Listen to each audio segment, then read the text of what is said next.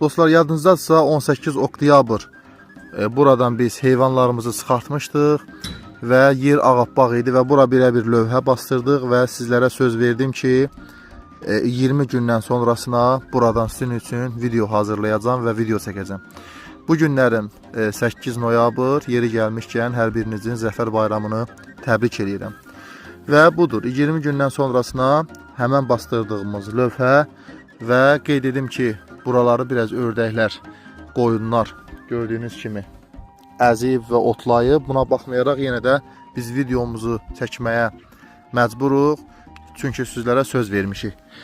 Və bugünkü gündə Raygrass otumuzun inkişafını çəkirik. Yadınızdadırsa, Raygrass'ın yeyilmiş forması bu xəttə qədər idi və bunu mən sizin üçün çəkmişdim.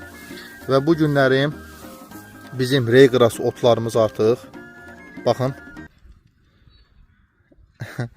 demək 26 cm, bu da təxminən 5 cm, 30 cm.